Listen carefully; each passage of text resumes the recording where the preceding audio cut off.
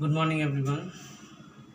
Hope you have understood the last topic, that was individual demand schedule and individual demand curve. So, today we are going to do the next topic, that is your market demand schedule and market demand curve.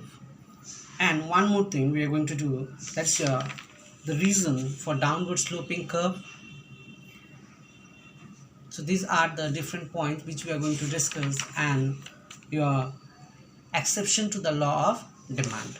So let's begin with market demand schedule and market demand curve. Now in individual demand curve, what we have done, first we have prepared the individual demand schedule. So here also for the market demand also curve, first we have to prepare market demand schedule. To prepare market demand schedule, we have to draw a table. In the table we have to draw 4 columns. So please look at the blackboard. We have to make a table.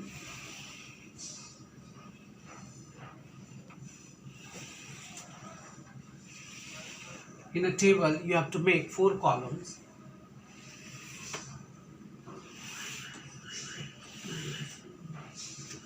In the first column, at the top you will write market demand schedule.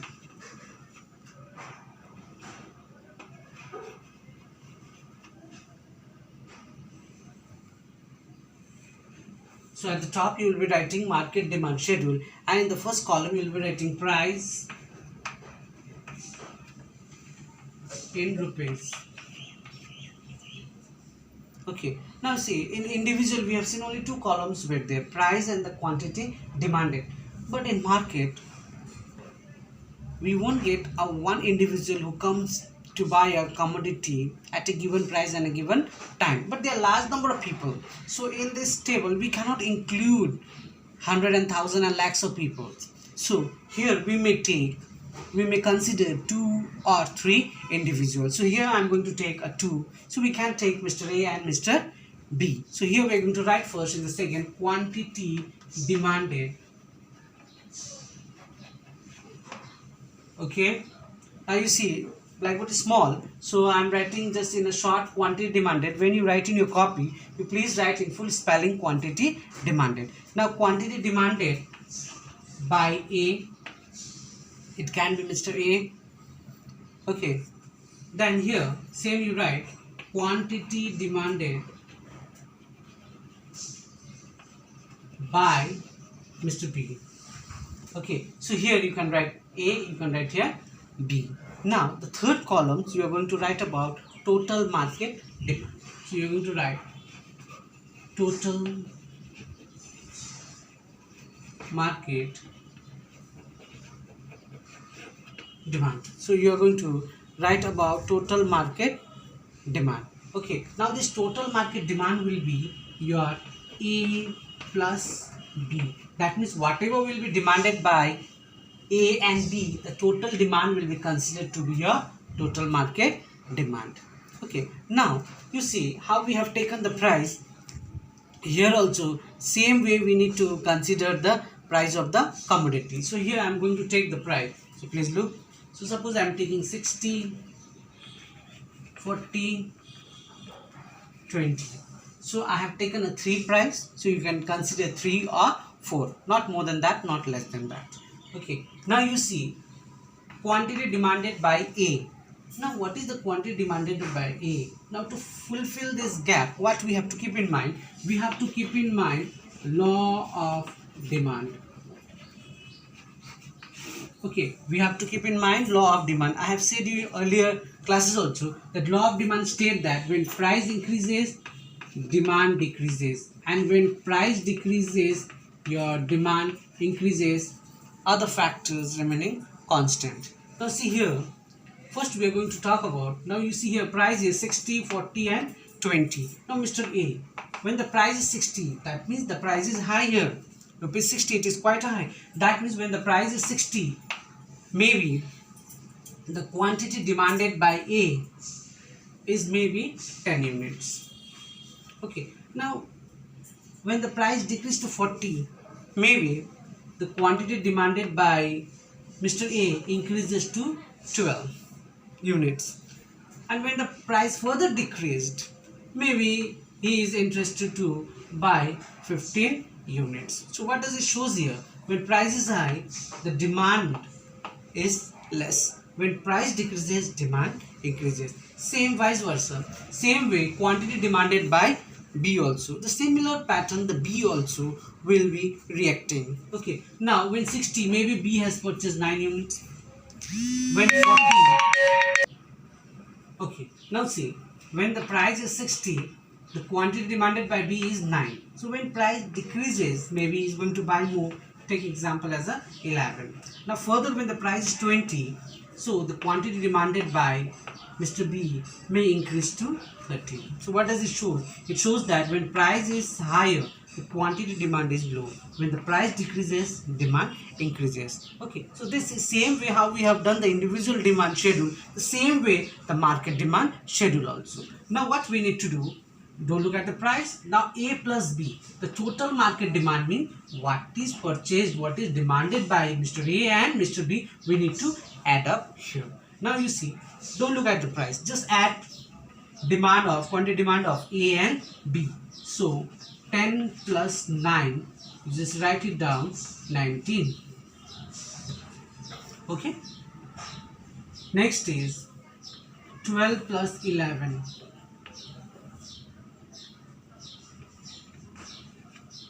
23. Next is 15 plus 13. It is 28. So you see here, the total market demand is 19. When the price is 60, your total market demand is 23 when the price is 40, and when the price is 20, the total market demand is 28. Okay, so you see here, so as price increases, the demand is less. As the price decreases, the demand increases. Okay, so this is your market demand schedule. Now by looking at market demand schedule, we have to prepare market demand curve. Okay, so please look once more. So price, we need to put it, that is 60, 40, 20, any price you can quote. Okay, it's not that you have to copy the same thing. Next, the quantity demanded, you have to follow the law of demand. When price increases, demand decreases. When price decreases, demand increases. So you see, as when price is high, demand is low. When price decreases, demand increases. So here also with A and B. Now total market demand, how you are going to do it? You are going to add both the demand, okay, not the price. So 10 plus 9 is 19, 12 plus 11 is 23, 15 plus 13 is your 28. So you see, look at this total market demand. So you see, when the price was 60, the total market demand is 19 only. So when price is 40, your demand is 23. That means when price has decreased, you see the demand has increased. Now when price further decreased to 20, you see the demand is very high. That means it follows the law of demand. Okay, so nothing, just if you keep the law of demand in mind, so absolutely the schedule will be correct. Now by looking at the schedule, we have to prepare a diagram. Please look at the diagrams.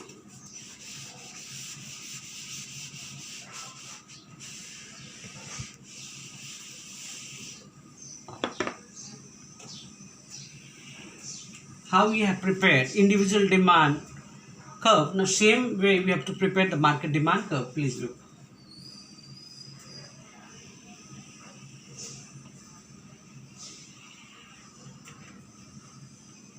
X-axis, Y-axis. Okay, so here in Y-axis you will be writing about the price,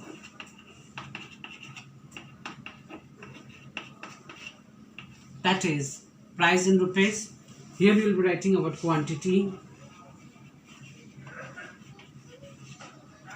So remember, in Y-axis always the price, in X-axis always the quantity. Now you see here we have taken three price, 60, 40 and 20. In individual demand curve also I have said you, so you will be going increasing order. So first is 20, right, 20, then you have 40, keep equal gap,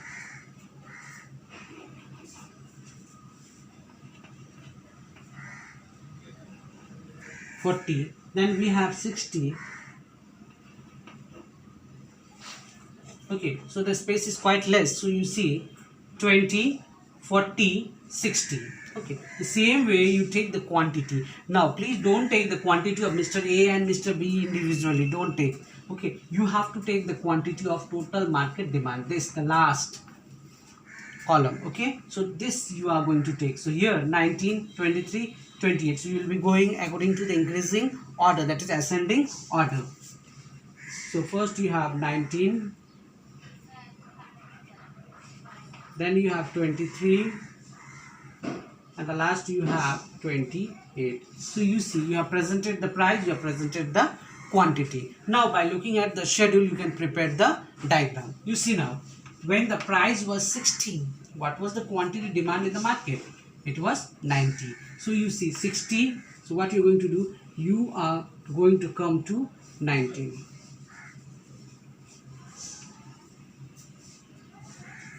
Okay, so when the price 60, the total market demand is 19, so you are in the 19. Next, when the price is 40, you see what is the total market demand? 23. So 40,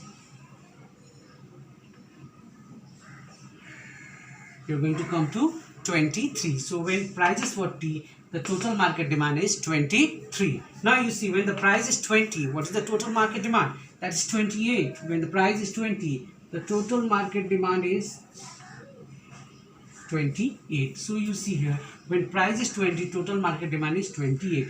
So 20 is the price, 28 is your demand. Now what you are going to do, okay, the joining points of price and the quantity demanded, you are going to, with a free hand, you are going to make a curve.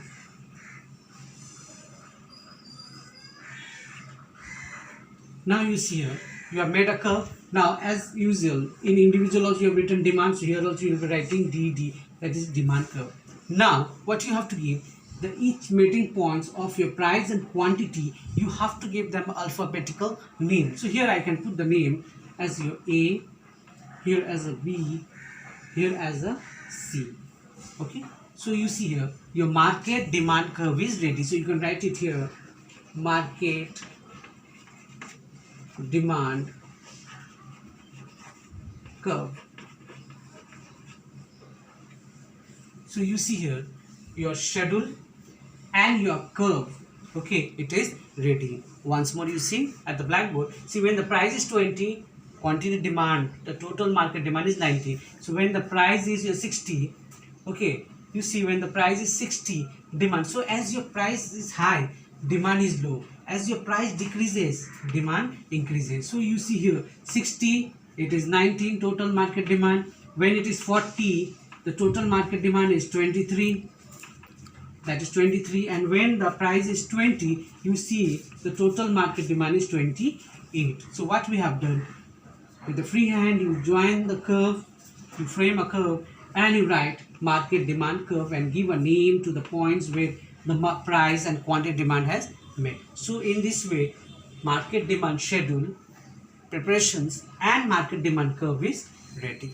Okay children, so this is about your market demand curve and market demand schedule. Okay, now you see, we are going to now the theory part.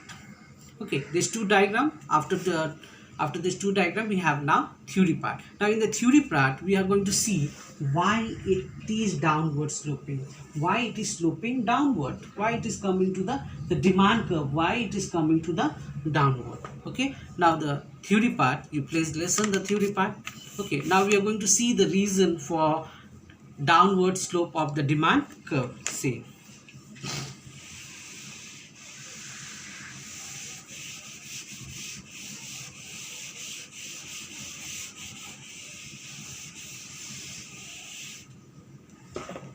and by listening and by looking this schedule and the diagram, everyone will prepare it, okay, so that you can keep in your mind. This is the basic thing. Okay, this is the basic first diagram of your class 12, and which is very important, and based on this all your diagrams will be utilized. Now you see here, we are going to do reason for downward sloping. Now we are going to see downward sloping. Why the curve is downward sloping? The first reason we are going to see about law of diminishing marginal utility. Now you see, law of diminishing marginal utility, it means when you are consuming additional unit of a commodity, always the marginal utility get decreases. Okay, so when a person consumes more and more unit of a commodity, so the lesser the satisfaction power he or she is going to get, and this is known as your law of diminishing marginal utility. Okay, so marginal utility will decrease when a person is likely to consume additional unit of a commodity more and more. For example, today if you are consuming, like suppose you are consuming one apple, and then again two, and then three, then four. So what happened? When your consumption, the additional unit of a commodity increases, your total satisfaction from that particular commodity get decreases, and that is followed by law of diminishing marginal utility. That means the utility, the satisfaction power you are getting from particular commodity, that I gave example of apple, will get decreased. The first apple when you will consume, you will get more satisfaction, that is more utility. As your consumption increases, okay, your utility will get decreased. So this is one of the reason why in the demand curve, the demand curve slope downward. Okay, this is the first reason. Next is income effect. Now in income effect also we are going to see that in the same as a change in your demand of change in real income. Now you see here, when there will be change in the real income, in that case we can see the income effect from a change in the price of commodity is known as income effect. Now you see, real income, it means when it will take place, when the price of the same commodity, its price will decrease. So at that time we can see the income effect. Now in income effect, what happens?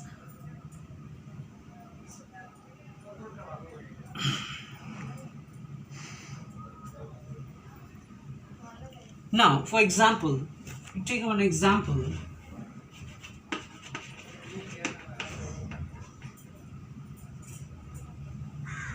Now you have to consider one example in your mind. Suppose any commodity, suppose example X commodity.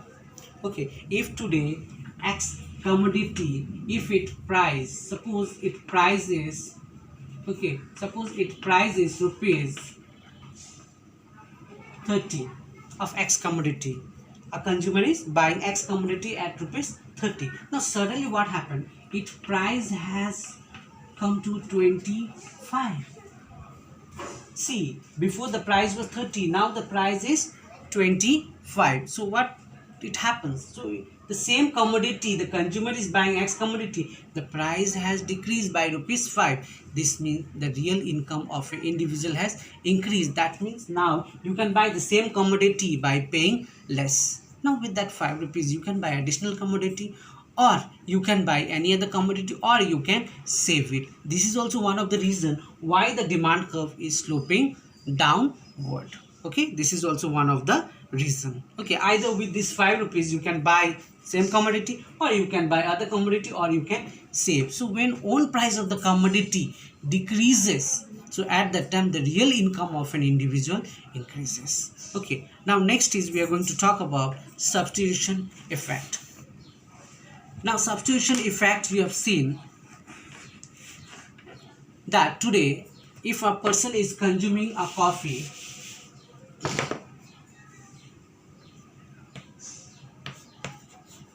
okay, if a person is consuming a coffee, now suddenly if the price of the coffee increases, so what a person is going to do? So, or if a substitute is available, so person may start consuming tea instead of coffee. So in that case what will happen? This is the substitution effect. This is also one of the reason why the demand curve is going to slope downward. Okay children, so substitution means, suppose I give example, when the price of the coffee increases, so people may demand for the tea, and in this is also one of the reason why demand curve slope downward.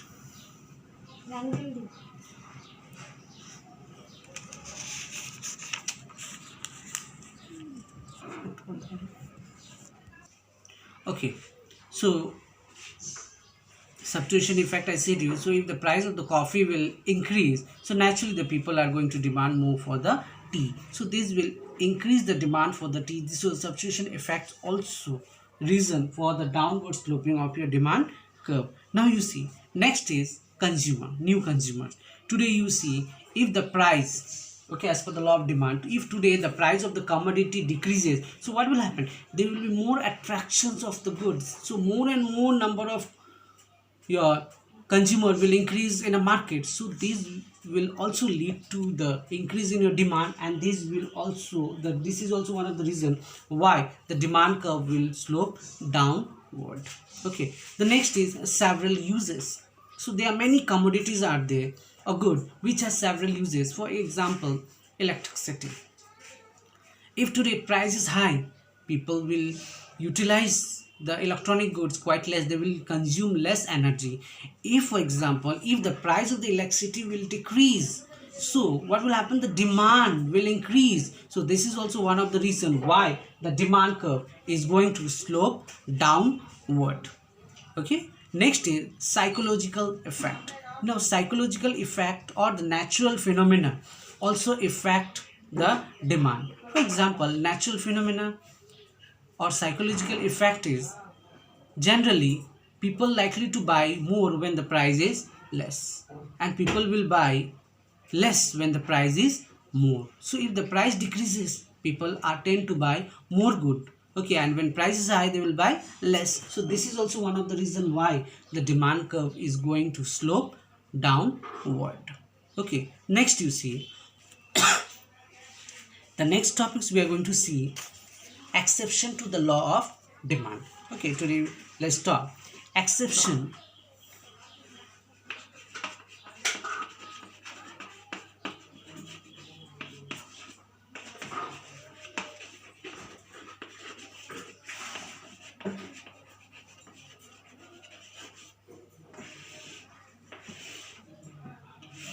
Now you see, exception to the law of demand.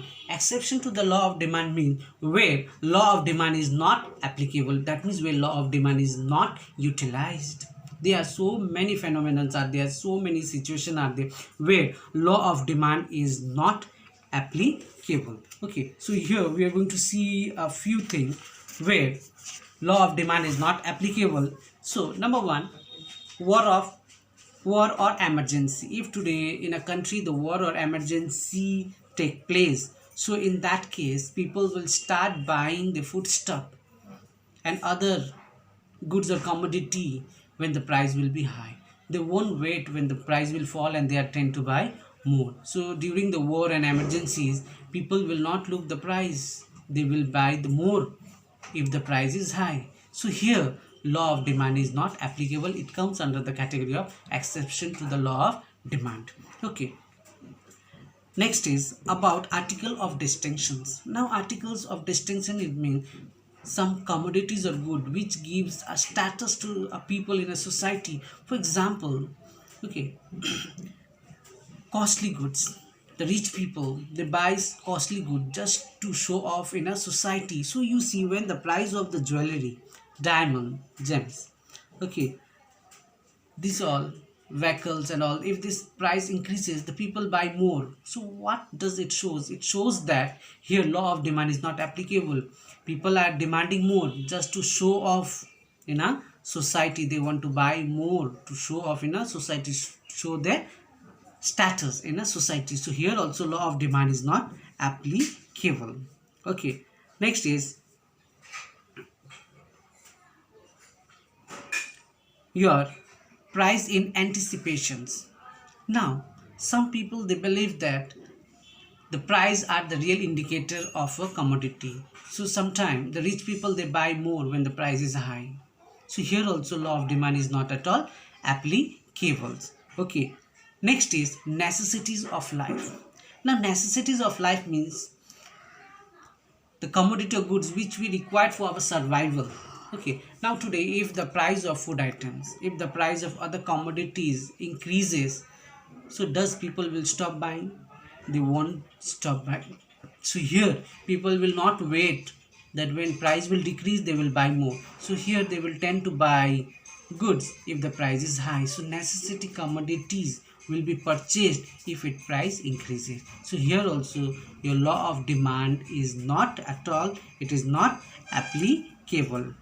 Okay, so here also law of demand is not at all applicable. So these are the situations, where law of demand is actually not utilized. Now change in fashion also. Now when the fashion changed, when the new goods comes out in the market, people are tend to buy more. So in that case, if the price is high also, they are going to purchase more. So here also law of demand will not be applicable. They will not wait when the price will decrease, they will buy more. So they are tend to buy more when the price is high. So these all are your exception to the law of your demand. Okay, so these all are in case of your exception to the law of demand. Okay, so these all have been I have done. So you all will be listening, you will do your work very properly.